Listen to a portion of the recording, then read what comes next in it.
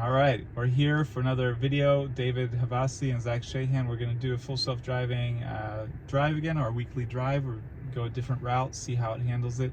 But you know, we had a lot of news this week: the Tesla conference call, Tesla shareholder letter. We wanted to talk about a few things that we thought were interesting to highlight. So first of all, you know, they mentioned that 1 week last month they produced 1,000 Cybertrucks, and that doesn't mean they're producing 1,000 a week now. They had the accelerator pedal recall that slowed production or paused it, and we don't really, I mean, that was their peak, but it shouldn't be too long before that's regular. And then I don't think it should be that much longer before they hit a peak of 2,000 a week. So in any case, if you assume an average of 1,000 produced a week in this quarter, you know, it's early in the quarter still, so I think it's reasonable to assume 1,000 produced a week on average in the second quarter. What do you think? Oh yeah, absolutely. Yeah, if they peak at 1,000, that means they've reached it's kind of the theoretical has become doable, and so they extrapolate from that, take best practices, and rinse and repeat. And then next month they should be able to pretty easily do 1,000, get above 1,000. And then in June, which, you know, three weeks of June is still the second quarter, they should be solidly above 1,000. I think. Yeah, so, barring supply chain or something that, issue, you know, obviously that you can't foresee. But so if that's the case, and we assume 1,000 a week, that's about 13,000 a quarter. Okay, I trust your math. There's about 13. So the Ford F-150 Lightning's peak so far was a little under 12,000 a quarter in the fourth quarter of last year, which was a big jump from previous quarters. And then last quarter it was under 8,000. So unless there's something dramatically changes with Ford, with the F-150 Lightning, and you know, Ford CEO Jim Farley has talked about, you know, demand not being as high as they hoped for EVs, and sort of a shift in approach. I don't think they're hitting 12,000 this quarter or next quarter. Maybe hopefully next quarter. I mean, who knows? But it doesn't seem like they're hitting 12,000 or 13,000 in a quarter in the foreseeable future. That means the Cybertruck is outproducing and outselling the Ford F-150 Lightning already. Yeah, big surprise. Which I say that with sarcasm. It's I mean, I think it's a little disappointing. Well, it's funny what happens when you have the most reserved automobile in the history of the automobile, and you start building them. People, you know, there's like the biggest line ever for a car ever. So it's like, how fast can they build them is how fast they sell them. And in contrast, if you have a car that does not have a backup of, you know, hundreds of thousands of people, yet they sit on lots and people are like, God, nah, maybe we'll sell them, maybe we won't. You know, this creates a bottleneck. Yeah, and I mean, my hope, I guess, I mean, what is missing here from my perspective is I hoped the F-150 Lightning would do better. I think it should be doing better. It should be doing better. I think it should outsell the gas F-150, in my opinion, or at least should be competitive with it. Yeah, from a use case scenario. So I'm very disappointed that has not been able to be as successful as I think Ford hoped. I definitely hoped, but at like 30,000 a year, that's just not a very. It's not niche, kind of niche. I mean, it's one of the best non-Tesla EVs in the U.S., but it's just it's niche. It's not great.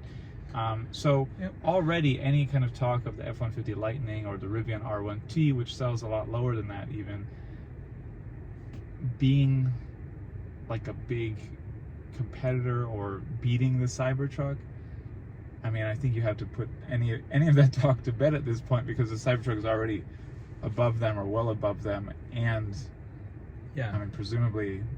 Yeah. I mean, I think people should not go overboard with the idea of there being like 2 million reservations. I think it's inflated, and correct. And a lot of people will take delivery. Yeah, happily Tesla doesn't talk about that number in any way lately, but still, like you said, I think there's hundreds of thousands, and so if Tesla can produce 100,000 this year, I think that's sort of my estimate. That's where I'm and then that starts getting pretty material. Like, oh, 100,000. That's a big vehicle. That's a six-figure unit output. That starts becoming a thing.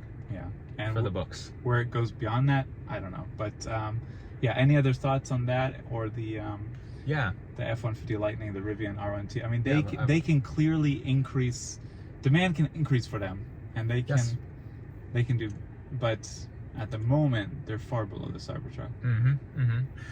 Yeah, I think there are several issues at play. One is well, and two of these things go hand in hand. One is cost. These vehicles are inherently expensive, and we're going, although the economy is good, interest rates are high. And I was talking with a former Tesla colleague of mine now who works for another OEM, and we just kept harping on these interest rates are like killer high. So if you're getting $100,000 truck and you're financing that, you're just like way underwater. And as far as the financing terms, when you go to let that thing go, when you look into depreciation, things like that, it's a really, really tough sell for a finance purchase. If you're buying cash, great. Then you're just dealing with depreciation. So it's a hard sell right now.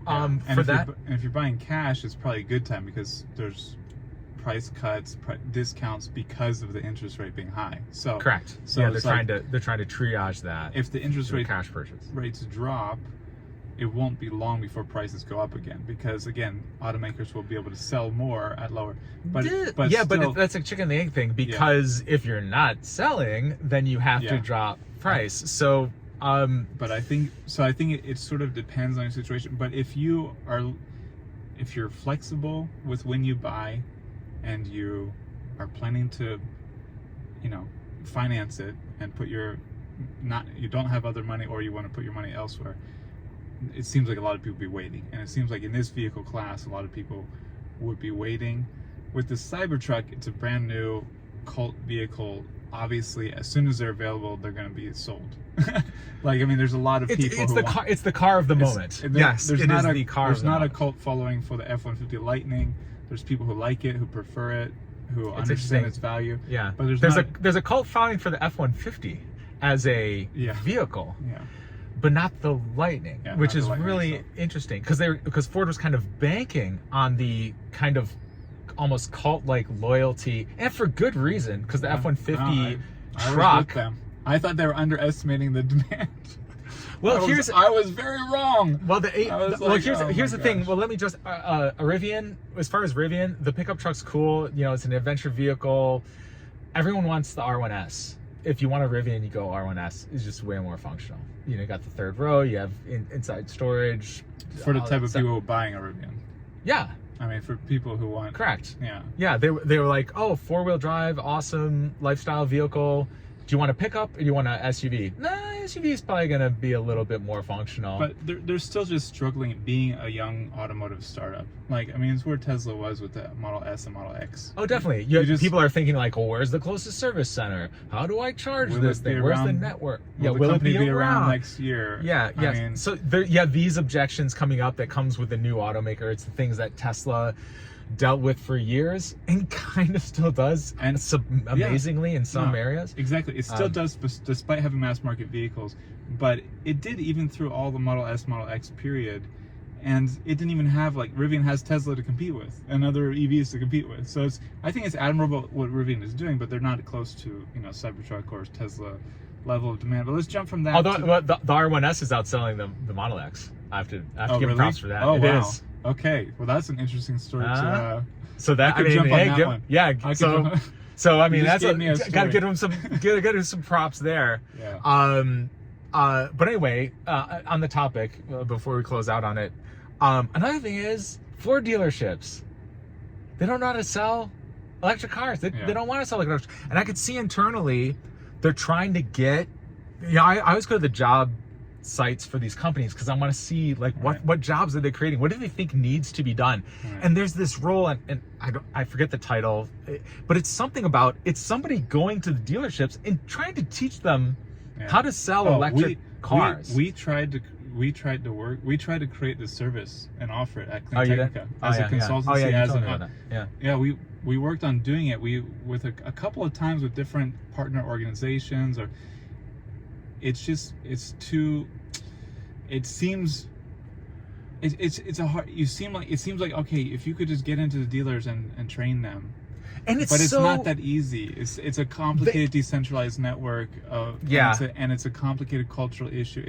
I still think there's a possibility for it, but it's tough. It's if you just told the salesman at this dealership, they don't have to know what kilowatts are or charging speeds or any of that stuff, or CCS and NACS.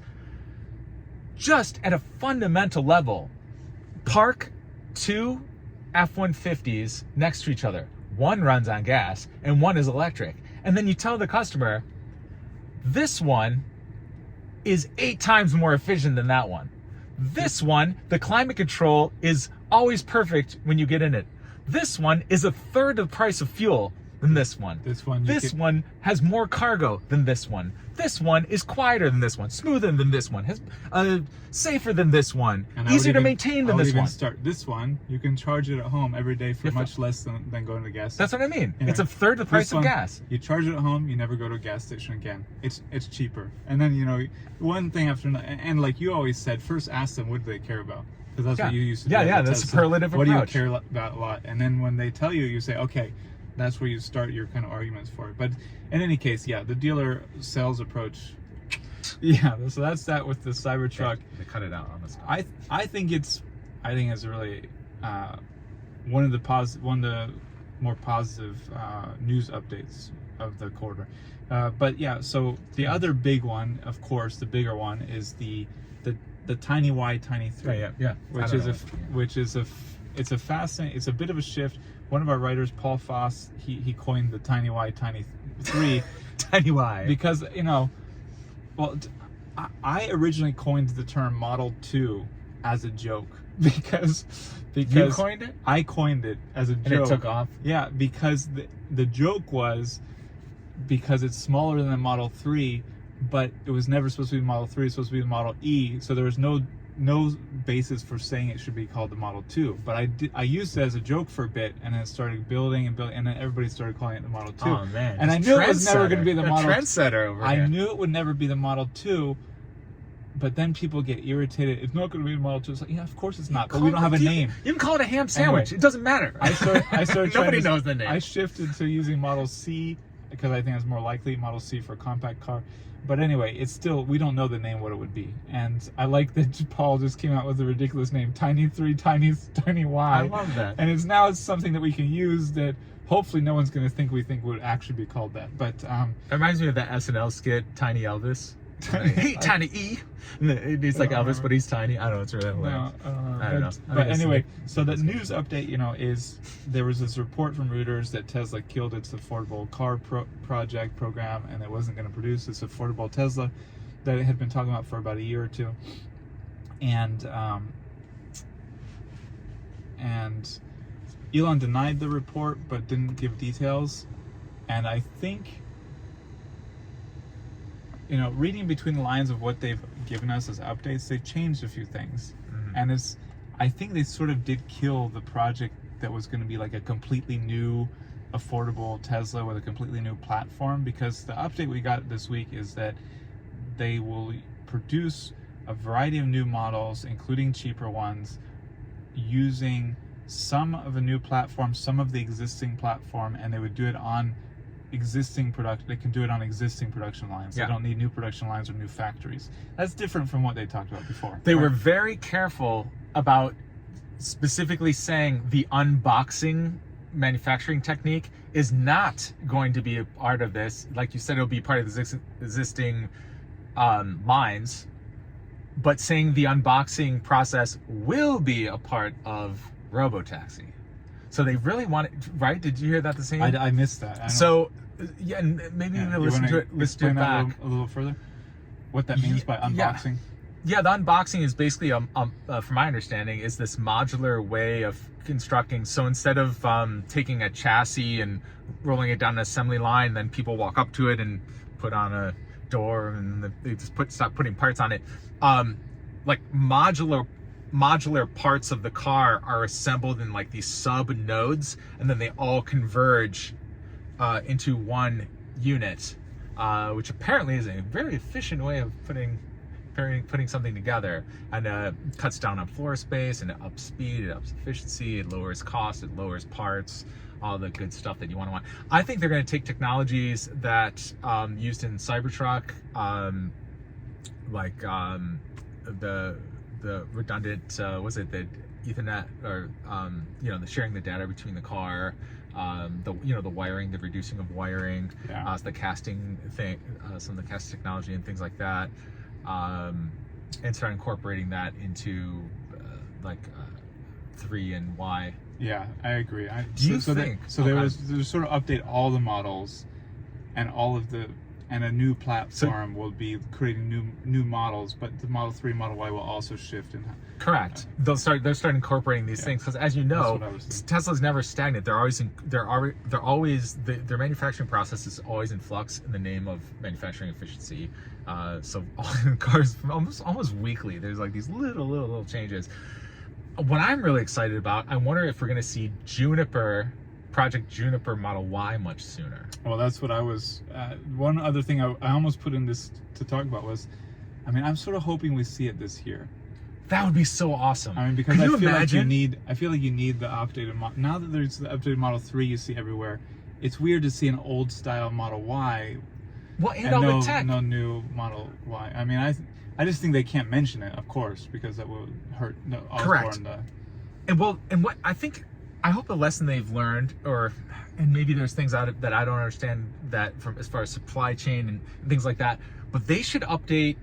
I'm going to go on a really small tangent here. They should update the Y and 3 in tandem, because, like, for example, what happened with the Highland 3? I know some people hate to call it Highland, but the Highland 3, the new 3 update, you got the awesome suspension, with the different FSD, the frequency sensing dampers. And it's smooth as butter. You have the back entertainment screen. You have the double pane glass all around. It's just a way more defined, refined product. Mm-hmm. And the current Model Y is great, but the current Model Y plus the stuff that came with Highland 3 would be chef's kiss. So there's no doubt about it. They need to put that in the car now. I am one case where I've thought about whether to change to Model Y, and 100% am waiting for the Model Y to be updated to the Me too.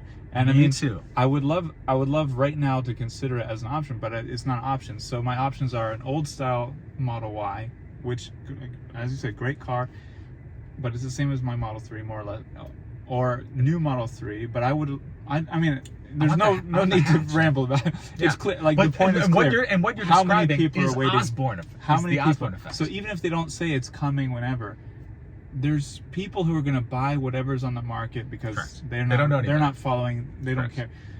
And there's other people who are like, they want the Juniper Model Y, Correct. and Model Y demand will be hurting until that happens. I think so. Yeah, I hope it's this year. And so I think rolling in learnings from the Cybertruck, from the Model 3 Highland, etc.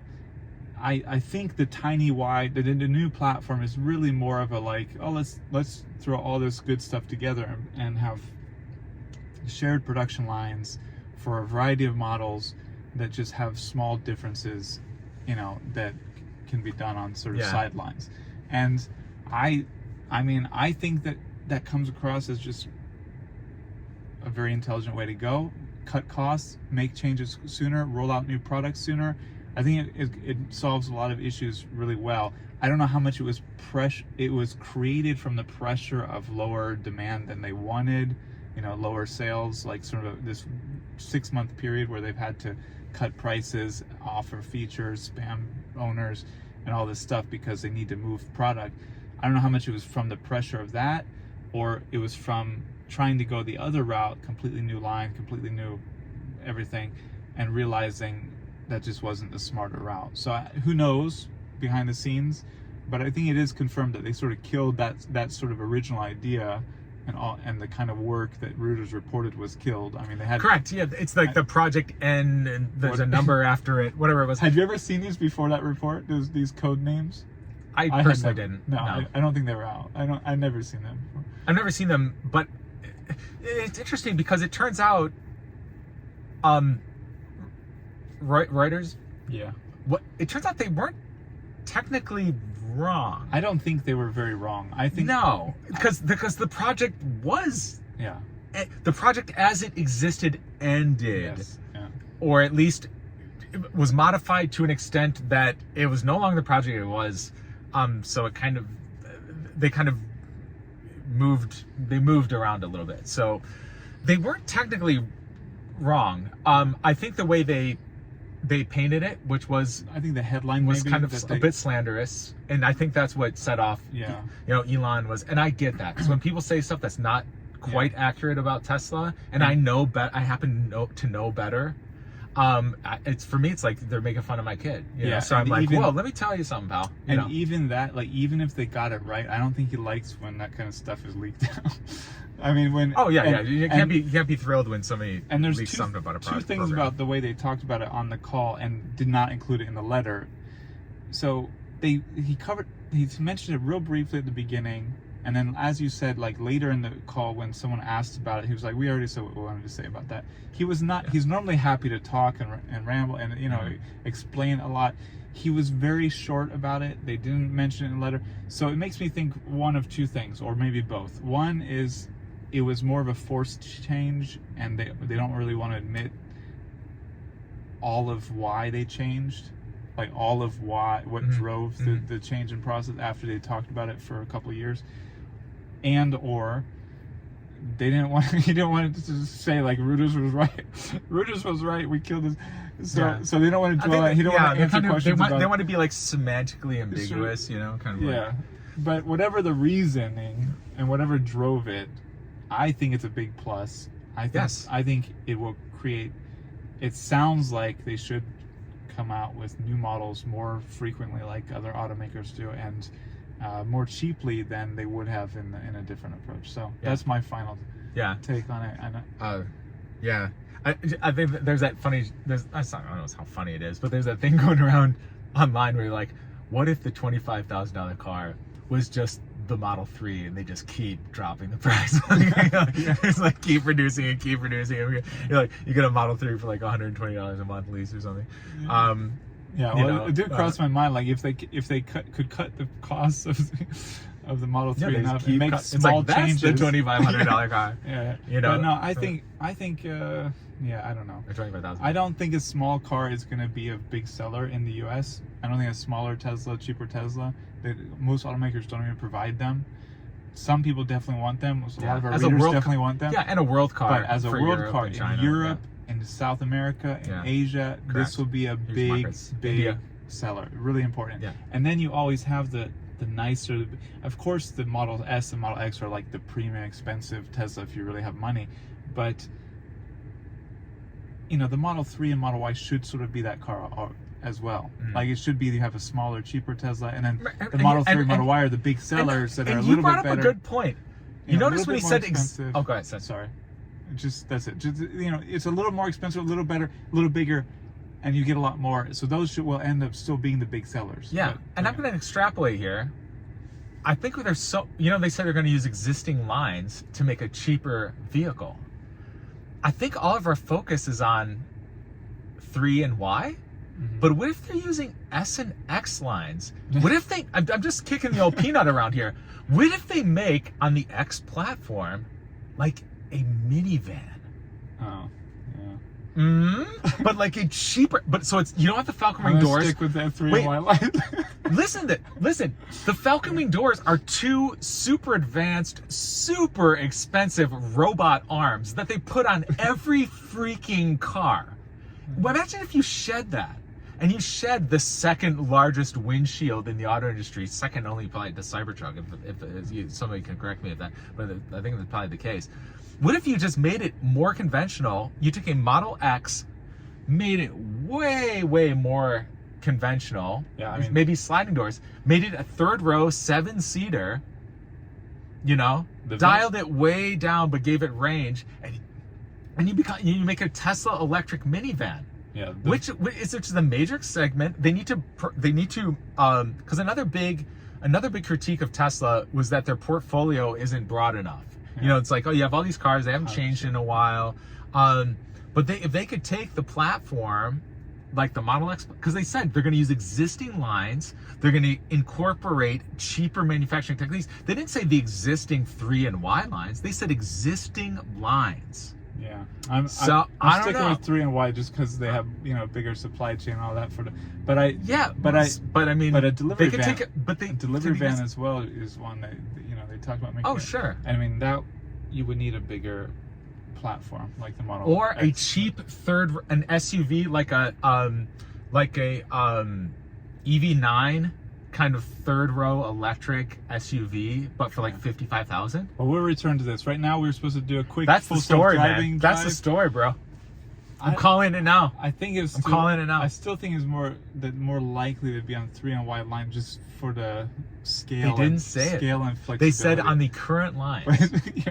yeah, we'll see. Very interesting that they were ambiguous about that. We can huh? flesh that out. Yeah. Well, let's pin this and see what happens. I've called many things before. We are going to do a full self-driving weekly drive real quick. We don't have much time for it now, but I'm going to flip the camera real quick and show where we are.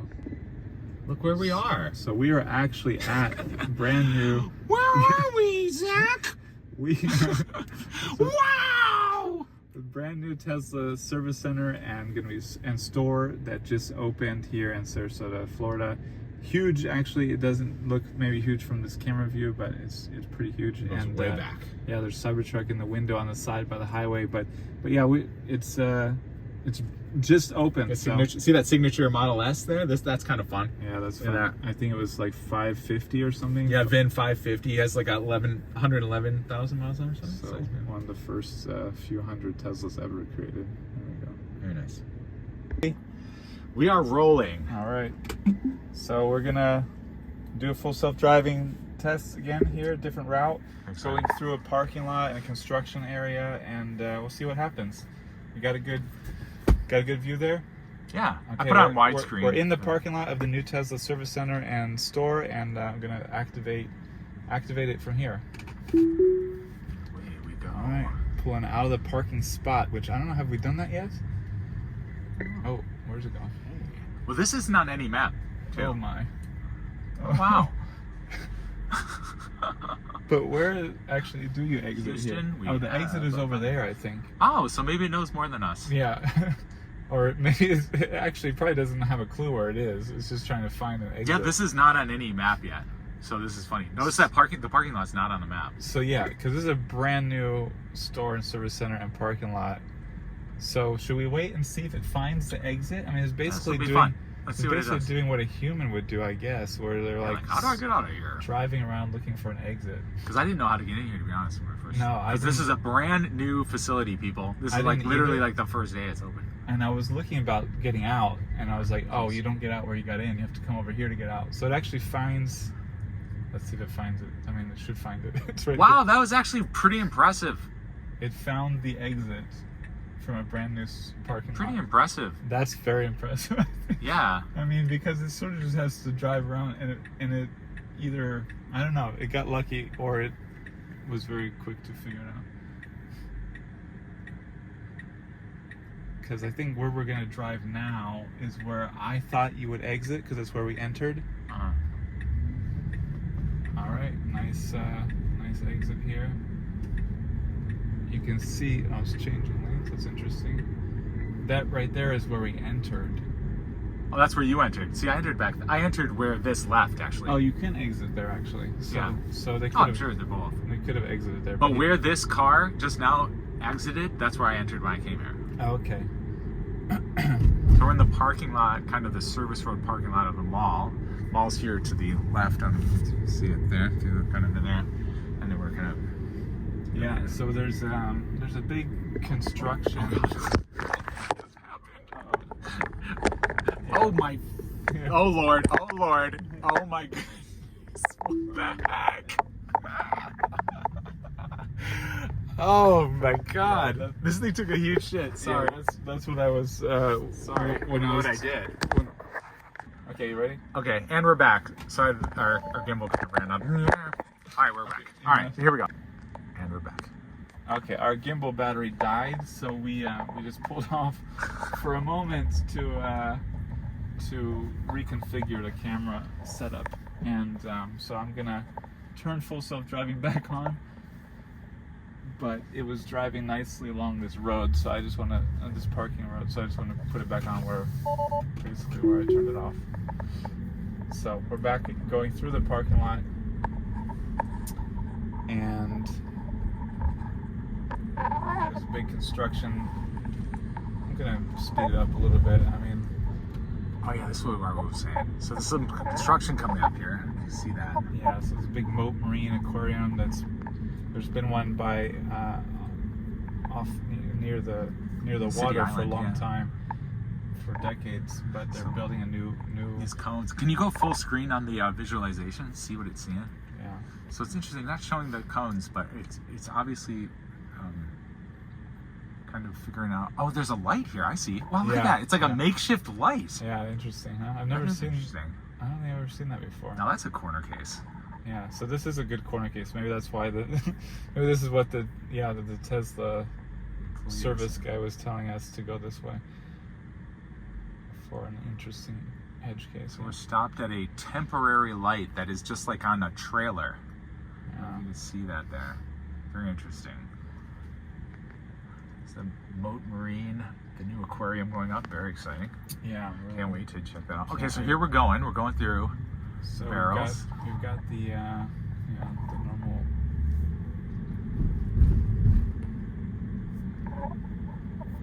So it's a pretty dynamic environment here. Yeah, it has to figure out. Oh, look at, no, those are stopped. The opposing traffic is stopped. Okay, so it's a one-way kind of thing, I see. Look at that, nice. Okay. Nice nice way of navigating through that. So that's good. Excellent. Now we're coming up on a traffic circle here. I'm gonna give you an A+ on that. Let's see if I want to see the navigation again, just to see make sure it doesn't change, because sometimes it'll change. Yeah. So yeah, we're gonna go through the third exit on the roundabout. So if you watch any of our previous videos, our first one doing these test drives with full self-driving a few weeks ago, David went through all of these roundabouts, a bunch of them, and it was very smooth. A lot of action on the roundabout today. We've got a Moat Marine plate on the front. Yes, okay. Finds a gap. All right, there we go. Very good. It's got the blinker on for a long time here, which is a little weird, but it's fine. Okay, they weren't honking at us. Oh no, see, wow, their two humans had a little interaction there. Oh, it was not. Goes to show. I was watching that. Yeah, I wonder if the camera picked that up. Like, basically, people went when they were not supposed to go, and so that's why we need FSD, people. There might be an event. There's often rowing events and such at this place. It's one of the premier rowing centers in the world, even I think in the U.S. They have global events here. So, all right. So now we're going 30. That's the speed limit. It's a little slow.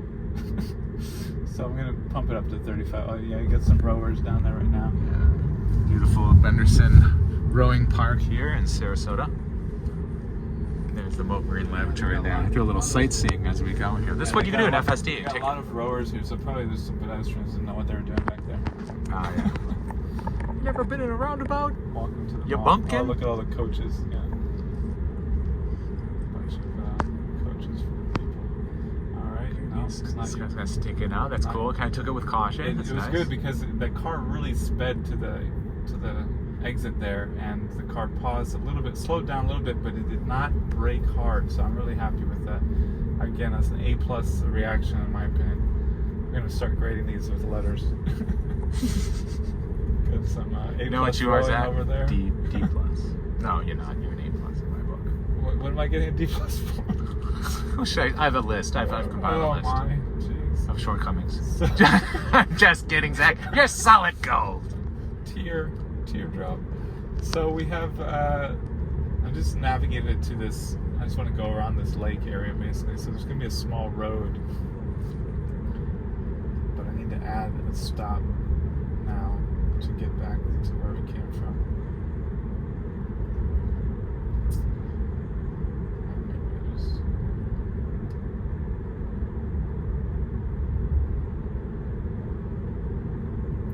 Yeah, it doesn't actually have a spot there yet, so I don't know. We'll just do it back to the mall. Problem is, the bus to you? Yeah, they put it in the wrong direction. Look at you sliding locations around. So,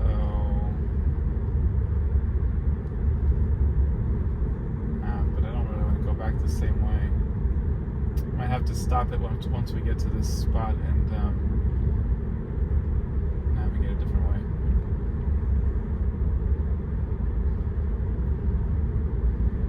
There's not a lot to do here. If you drive faster, of course, that would be the normal thing to do on this road, which is... It runs parallel to 75 there. You can see that the highway. So normally people drive pretty fast on this road. Alright, so we're pulling into like a kind of parking lot, and I'm going to disengage there just to figure out a better navigation without the car moving. Okay. Some cyclists here. But we can let it get into the parking lot.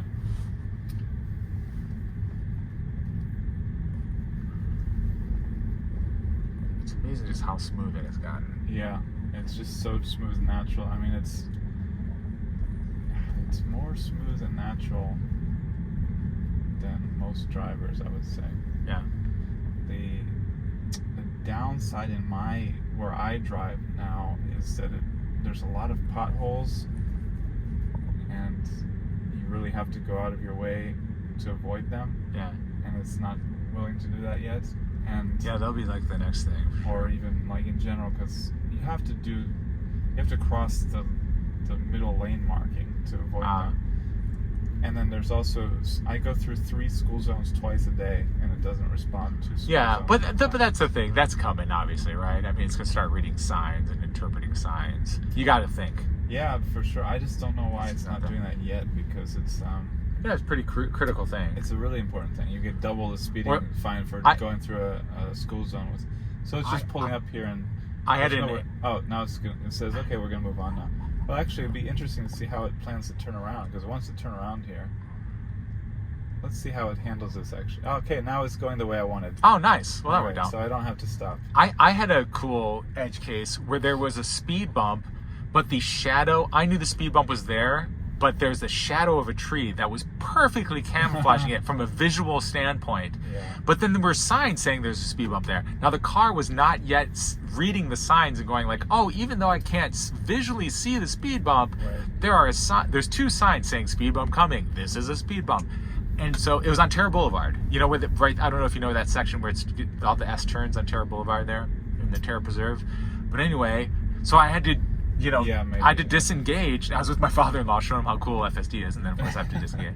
Isn't that the way it always works? Yeah. And then, but it did 2 of the 3 speed bumps. So I would just highlight real quick. Oh, yeah, so there's no lane marking here. It's a small road that goes around the parking area. So it's you could speed through it thinking it's one lane, but it saw that other car coming, it slowed down. It's cautiously going through this, I think, in the right way. I mean, of course, a normal human driver would go faster. Now here's a person pulling out. But It sees it. This person seems to be waiting for us. The car's going. Okay. Yeah, so the car's going. It doesn't respond to that, but it's good. I think give it an A.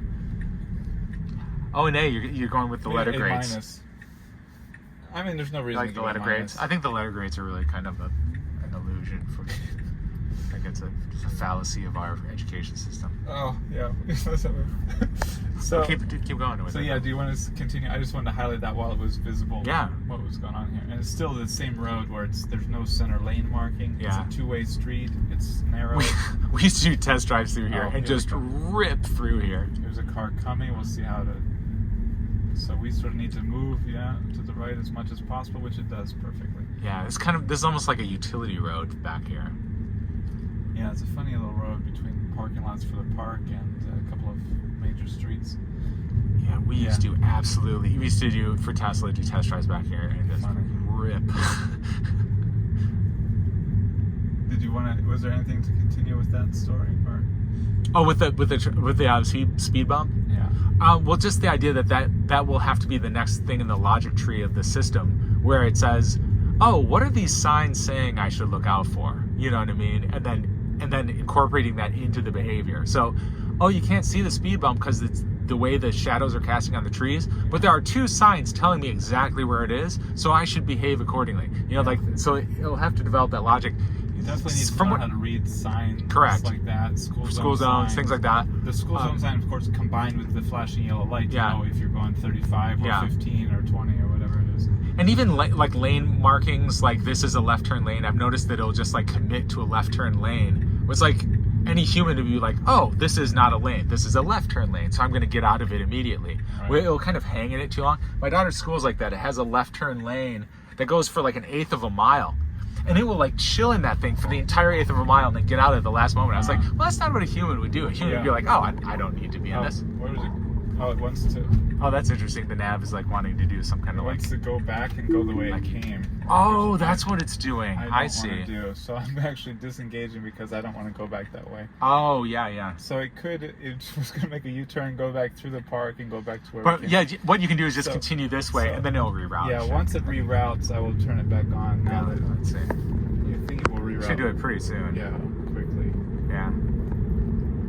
Still wants to U-turn. It really loves that route. Yeah, it really wants to go back the way we came. I'm gonna. Wow, it is really. We'll just go to. I'll try it again, just straight there from here. I guess I could turn it on before we navigate, but. Yeah, exactly. Just have it so it's doing the driving for you. Okay, go ahead and turn it on. Now it's just driving, not knowing where it's driving. Yeah, it's kind of a monorail. It's kind of. I don't know what's going on with my connection right now. It's not like. Yeah, usually it's zippity doo dah. The connection is not working, and I'm getting like unknown location by clicking. This is weird. But yeah, okay. So now. Well, it could be that you put an unknown location, so it's like, oh, okay, this isn't an address, so I can't do it in a conventional way. But I just clicked the UTC Mall thing and clicked, and then so it's a little weird because it's driving too much in the center, and it's even going. Oh yeah, it's hitting the little bumpy bumps. Over the reflector speed bumps that try to keep you out of the center line. I'm not sure why it's now leaning. Well, this road is tilted. Yeah. So it's really it's really not handling this correctly. Yeah, it should center it in the lane. That's kind of silly. Yeah, I mean, got to give it a D- there because it was so close. Oh, there you are with the letter grade. So close to crossing into the other lane. It's very strange. Yeah, it's interesting. But you know that it's a very tilted road, so maybe that sort of threw something off with it. Yeah, visually or some other way.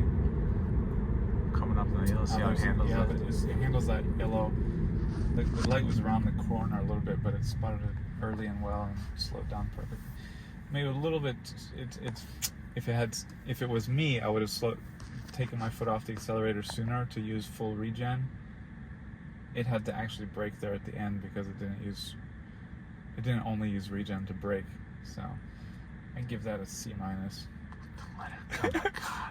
But it's not like a critical error. It's just. Did you want to be then they didn't let you in? No. So you got to fulfill that somehow. Didn't let you. They didn't let you into the school. As a teacher? Oh my God. They didn't meet the very basic certification. Look at I love it. It showed the little carts show up as like little car motorcycle. We have a funny thing. I took pictures of it yesterday or the day before. It had a person walking behind the car like most of the way home from school, like for like 10 minutes. Oh, I've seen that. People have Did you have that? I've never had it on my car, but I've seen like anecdotally on online people have like, look at this wacky thing that's happening. A ghost. It was walking. It was right behind the car, standing there, and then it was just walking behind the car as we were driving. And then even another car came behind us at a light, and it was behind that car. So it wasn't like between us. It was behind that car. And then as we left the light, I drove again, it was walking behind us again. And of course, we're like driving like 35 miles an hour, and it looks like it's walking. Have you seen? Yeah. Like, have you seen the ghost? Have you seen the video online where the people are actually driving through a cemetery, and the little people icons pop up, and the people are like, "What the heck?" I have. It's so funny. Yeah, it's like it sees dead people. Something to say, David. I see David. I see. Yeah. Just to Haley make Jones, sure people know we grew up in the 90s. And if you don't know we know that M. Night Shyamalan reference. Google it, people. Reference, get off my channel, you're too young. You whippersnappers, get off my lawn. Some birds here. It would be funny to see how it handles those sandhill cranes, which are protected and given full right away, and they're super slow to like cross the road. It would be funny to come across them with full self-driving. I assume it would just see them as people because they're pretty tall. Yeah, online there's videos of people with sandhill cranes going across. I saw. No, it's really interesting. On my way here, on full self-driving, with my full self-driving engaged, a big like plastic bag. It looked like a bag that that water bottles are wrapped in. You'd have like 16 water bottles, but it was empty and it was flailing down the street. It was like this packaging, and it flailed in front of my car, and my car did like slow down. It was like, whoa, like what the heck is that object? That's good to know. Yeah, that's one of the things I've been wondering and worried about. Here's a roundabout. A little fast in here. Maybe assume this Chevy Bolt was not going to keep going. But yeah, it got in the roundabout here. I think appropriately got in the left lane. You could get in either lane here and just keep going through the roundabout. But yeah, it's better to be in this lane. Oh, here it's a little bit slow to recognize this. What do you call this thing? Ballard? Yeah, sure. Might have got over there. So now it's changing to the right one because it wants to leave on the right exit. And this is what we call the Cattleman Gauntlet, or at least I call it that. So this is another roundabout. Yeah, we call it, we being one person in the world. Me and all my alternate personalities. And all the voices in his head. I'm my own best friend. I do wonder, actually, now I'm curious how many voices, David, you must have. Oh, so many. With an acting background, a Broadway background. They tell me such wonderful things. They tell me what to do. I have enough funny, crazy voices in my head for... No, I don't believe it. I've been talking... my girls... Oh, what the hell is it doing now? Sorry, I dropped the biblical term there. Oh, I see. Okay, it's going to the mall. It's a little bit wild. Yeah, that's a C or C minus. That's a C minus. That's a D maybe. That's a weird approach. I mean, if anyone was behind, it would be really problematic. But I disagree with that grade. I'm gonna be like one of those teachers where you're critiquing my child. You want to give it a B for that crazy turn and pause? It was cursive. It took the turn in cursive. It's a lost art. Anyway, so the penmanship's terrible. It's cursive. My daughters are watching, and my wife for the first time watching Star Wars. So we watched the first three, the original three. Oh yeah. On the fourth one, but they love R2-D2. Do you mean the original three as in episode 4, 5, and 6? Yes. Look at this guy's beard. Now we're watching episode 1, but anyway, the girls love. Santa Claus is coming to town. Oh yeah. They love R2-D2, so I've been talking like an R2-D2 voice all the time. Okay, so that's at the end of the. Oh, okay. So sorry. Okay. We have to go. We just got caught up on. We don't have this Tesla store to navigate to because it's not on any human map driving, and you're gonna run this car over. This. That's why we need FSD for people like Zach Shahan. I paused very early for her. She was way off. I could have gone if she wouldn't have even touched the pavement, but being polite, and I'm trying to interrupt her. After seeing how slow and cautiously full self-driving drives around. Yeah, you almost hit like 5 people. No, they didn't even have to. It's like Crazy Taxi. Wow, we got some characters. Got some boots, man. That's a lot of denim. Oh, I should have turned right there. There's a Model 3 in the rhinestone cow. So yeah, we're done with full self-driving. We can turn off. It was great. So what grade would you give it? A+. A+ overall. Graded on a bell curve. Overall, I'm gonna give it an A. Yeah, very impressive. I think there were the places where I give it a C, C minus, D, whatever. Well, I don't know. Yeah, maybe we'll give it a B. We'll give it a B because of those few instances. There's nothing like. Yeah, let's just give it a B. That's a solid passing grade. Most people would be happy with a B. Not getting any calls from parents with that one. Yeah. Do Do you want to give it a grade or no? No, I think it's a silly idea. Why is it silly? It just is. It's fun. Oh my. That's good though. But that's Zach. That's what makes you you. And that's Oh great. my. Don't want to grade it. B All is right. a good grade. You got to be happy with a B. Oh, I would have That's loved to get a well B when above I was in passing. school. All right. Yeah. So, all right, everyone. See ya. Thanks for watching. Like and subscribe. Yes. Yes. Thank you for throwing it. If that's what all the kids say. Yeah, we're supposed to say that. Yeah. All right. Bye. Hi, my name is Scott Cooney. I started Clean Technica to promote clean energy and other sustainable alternatives, and for 13 years we've been moving markets. If we had a nickel for every time someone told us they bought their first EV, solar, e-bike, or fill in the blank clean energy solution, we'd be a cable TV channel by now. But we don't get those nickels. So unfortunately, we could use your help to reach a few more people. If just 1% of our audience chipped in a few bucks a month, we could hire dozens of great journalists and promote all sorts of climate solutions.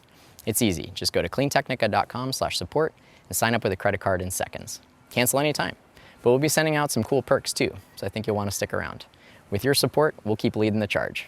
Thank you so much.